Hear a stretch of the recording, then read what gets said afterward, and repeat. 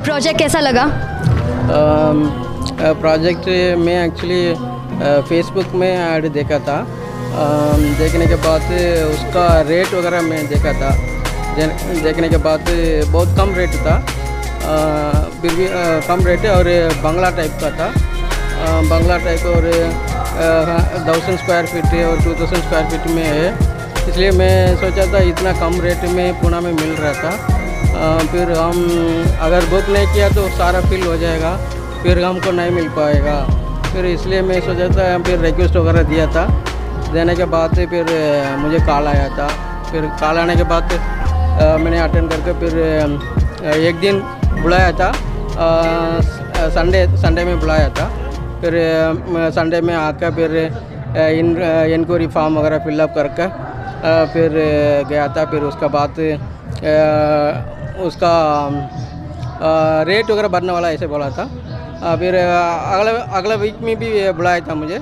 अगला वीक आकर फिर मैंने देखा था एरिया वगैरह अच्छा था, वो हिल का ऊपर था, अच्छी हवा आ रहा है, रहने के लिए अच्छा है। अच्छा, तो मुझे उस टाइम बहुत अच्छा लग रहा था। फिर मैंने टोकन मनी वगैरह दिया था, टोकन मनी दे दिया। टोकन मनी दे दिया, फिर उसके बाद चले गया। फिर उसके बाद एक हफ्ते के बाद दोबारा कॉल करके बुलाया था। फिर मैंने आकर फिर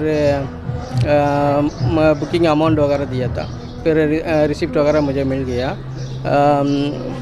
अच्छा है, लोकेशन अच्छा है, लेकिन पुणे सिटी से बहुत ज़्यादा दूर था। लेकिन रह सकता है, बंगला मंगा कर रख सकता। फिर 10-15 साल बाद अगर कोई किसी को बेच दिया तो हम लोग को प्रॉफिट मिलेगा, और किराया के लिए भी दे सकता, उससे भी प्रॉफिट भी मिल जाएगा। इसलिए इन्वेस्ट करने के वजह से मैंने बुक किया था।